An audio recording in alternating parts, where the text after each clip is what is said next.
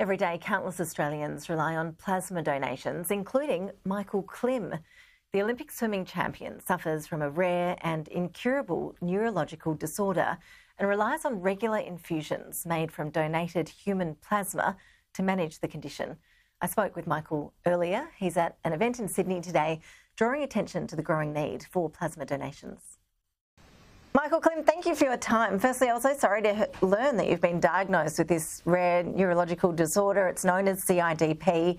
Just start by giving us some background here. How have you gone from being the person we all know you as this fit and healthy swimming superstar to having to, as I understand it, use a walking stick to help you get around? It sounds like you've had a rough few years. Yeah, like I was diagnosed 4 years ago nearly 4 years ago now with CIDP. It's a chronic inflammatory demyelinating polyneuropathy. That's we call it just CIDP, but it is basically where the lining of your nerve sheath gets it starts getting a bit frail, and the signals, I guess, the messaging doesn't get sent properly to muscles, and you lose a lot of functionality, mobility. It can affect you either in your legs or arms. Luckily for me, it's only sort of affected my legs, and I've lost predominantly all my muscles from the knees down. But I can still, with the aids of some AFOs and also a walking stick, I can still get around fairly well. I've got no idea how I got it. It's not genetic. It's I guess autoimmune conditions are generally when your body starts fighting itself. So unfortunately, I haven't been able to pinpoint the reason why it's happened. But with my regular treatments of IVIG, I've been able to, I guess, stem the degradation, and my lifestyle is fairly stable. And at the moment, I'm kind of satisfied and really sort of I've got a little bit of hope, and that I can maybe turn the tide a little bit and hopefully get better as the years come by.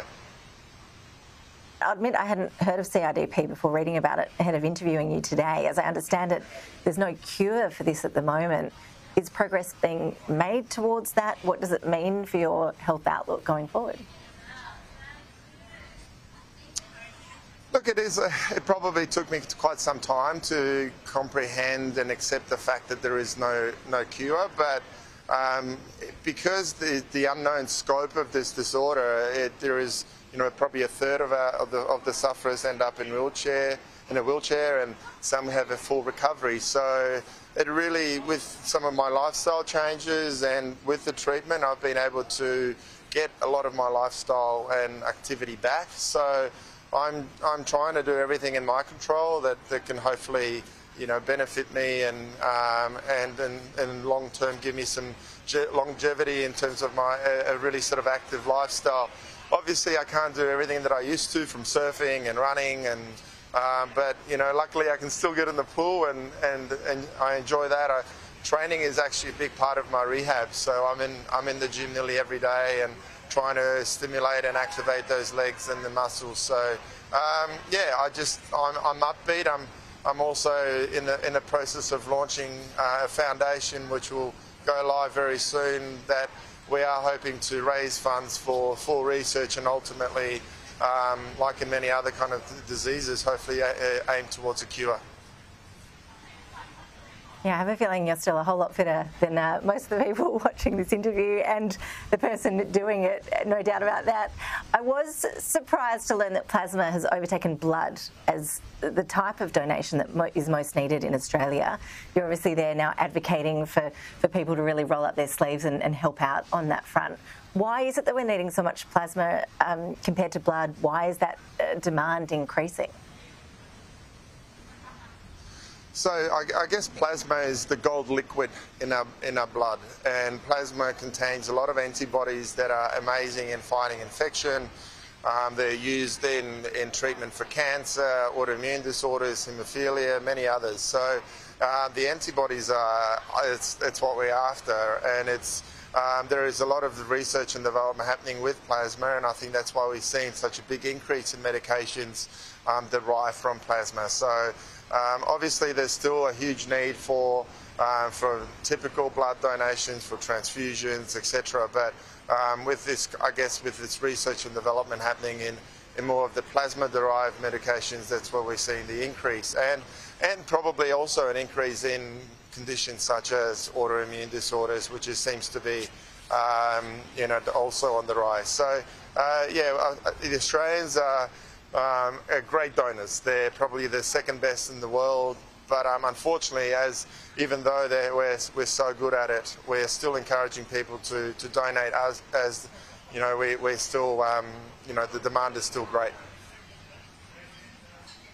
Michael Klim, you're such a hero to so many Australians. What advice would you have to other people who are coming over a big challenge in their life or facing a big challenge? I mean, obviously for you, you've had to come to terms with this physically, but also mentally, I assume. I mean, it must have really shaken you up to shift your mindset so dramatically after your diagnosis. Do you have any advice to people who look up to you and would like to get some tips as to how they might be able to manage any challenges that they're facing at the moment? Yeah, look, it's a really good question, because initially when a lot of people found out that I was diagnosed with this condition and they saw, I guess, the effects of it, the initial thought was that I'd get through it in a breeze, I guess. Having an athlete's mindset, fairly diligent and determined. But actually, it's if anything, the contrast of my lifestyles were quite vast. And look, I think there was a process I went through, which I would suggest most people have to go through. I think the acceptance of our current state is something very important, accepting where we are and where potentially we can be going. And I think then I actually went back to a lot of the tools that I did have as an athlete, and in controlling the things that I could control. So from my nutrition to hydration, making sure I sleep enough, being active enough. Mindfulness is something that I think we used to do a lot inadvertently as an athlete, but now I really prioritize time either for myself in the pool or doing in meditation, etc., or ice baths. So I think just going back to a lot of things where they're a lot more structured and regimented, where I think that the structure gives me confidence now moving forward, and so it did as when I was competing as well. So and I think I've found that I had an amazing support network around me at the moment.